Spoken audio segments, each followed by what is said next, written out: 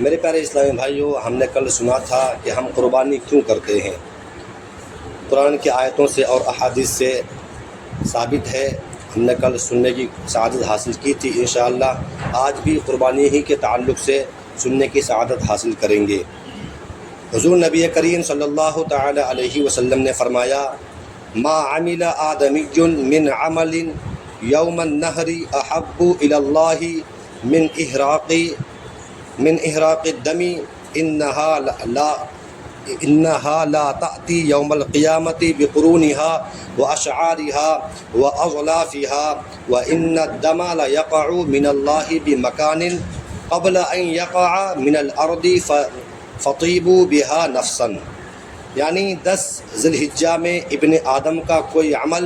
خدا کے نزدیک خون بہانے یعنی قربانی سے زیادہ پیارا نہیں، اور وہ جانور بروز قیامت اپنے سینگوں، بالوں اور کھروں کے ساتھ آئے گا، اور قربانی کا خون زمین پر گرنے سے پہلے اللہ عز و جل کے ہاں قبول ہو جاتا ہے، لہٰذا اسے خوش دلی کے ساتھ کرو۔ ہم نے کل سنا تھا قربانی کیا ہے، تو آج انشاءاللہ اس کی وضاحت سننے کی سعادت حاصل کریں گے۔ مخصوص ایام میں مخصوص جانوروں کو بنیت تقرب یعنی ثواب کی نیت سے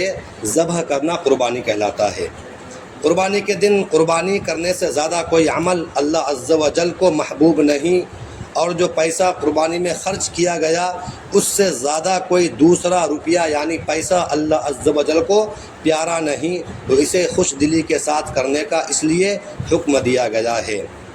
حضرت علامہ ملا علی قاری رحمۃ اللہ علیہ لکھتے ہیں کہ یوم النحر یعنی عید کے دن عبادات میں سے افضل عبادت قربانی کا خون بہانا ہے، اور یہ قربانی کا جانور قیامت کے دن اپنے تمام اعضاء کے ساتھ بغیر کسی کمی کے ویسے ہی آئے گا جیسے دنیا میں تھا، تاکہ اس کے ہر عضو کے بدلے میں اسے اجر یعنی ثواب ملے، اور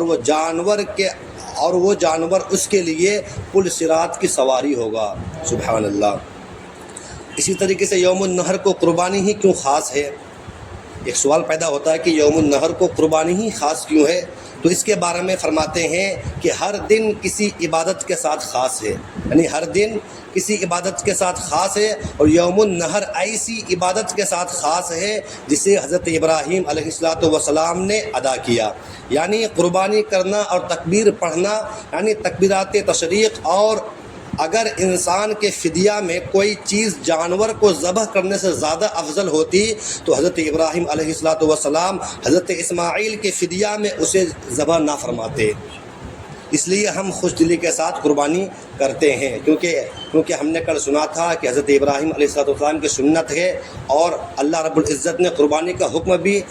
دیا ہے قرآن مقدس میں، تو اس لیے ہم قربانی کو خوش دلی کے ساتھ کرتے ہیں۔ حدیث پاک کے جو الفاظ ہم نے سنے فطیبوا بہا نفسن کی شرح میں مزید فرماتے ہیں، جب تم نے جان لیا کہ اللہ عز و جل اسے قبول کرتا ہے اور اس کے بدلے میں تمہیں ایک کثیر ثواب عطا فرماتا ہے، تو تمہیں چاہیے کہ خوشی سے قربانی کرو، نہ کہ اسے ناپسند سمجھ کر نہ بوجھ سمجھو۔ تو اس لیے ہم قربانی خوش دلی کے ساتھ کرتے ہیں، اور حکیم الامت مفتی احمد یار خان نعیمی رحمۃ اللہ علیہ اس حدیث پاک کے تحت لکھتے ہیں، قربانی میں مقصود خون بہانا ہے، گوشت کھایا جائے یا نہ کھایا جائے، یعنی قربانی کرنے والا خود کھائے یا سارا ہی خیرات کر دے، صدقہ کر دے یا کسی کو ہبہ کر دے۔ لہٰذا اگر کوئی شخص قربانی کی قیمت ادا کر دے یا اس سے 2 گنا 3 گنا گوشت خیرات کر دے، قربانی ہرگز ادا نہ ہوگی۔ اور کیوں نہ ہوگی؟ کیونکہ قربانی حضرت خلیل اللہ علیہ السلام کی نقل ہے یعنی سنت ہے، تو انہوں نے خون بہایا تھا، گوشت یا پیسے خیرات نہ کیے تھے، اور نقل وہی درست ہوتی ہے جو مطابق اصل ہو۔ تو اب کتنے بے وقوف ہیں وہ لوگ جو کہتے ہیں اتنی قربانیاں نہ کرو جن کا گوشت نہ کھایا جا سکے۔ میرے پیارے اسلامی بھائیوں، اگر گھر میں 4 افراد موجود ہے، چاروں اگر مالک کے نصاب ہے تو چاروں پر قربانی واجب ہے۔ ایسا نہیں ہے کہ 4 افراد ہیں، چاروں مالک کے نصاب ہے، کسی ایک کے نام سے کر دیے تو سب کی قربانی ادا ہو گئی، ایسا نہیں ہے، کیونکہ مقصد ہم کو ہے رب کی رضا حاصل کرنا ثواب کی نیت سے، کیونکہ اللہ نے حکم دیا قرآن مقدس میں فصل لربک وانحر، نماز پڑھو اور قربانی کرو۔ ہم حکم خداوندی پر عمل کرنے کے لیے قربانی کرتے ہیں، نہ کہ گوشت کھانے کے لیے۔ تو پیارے اسلامی بھائیوں،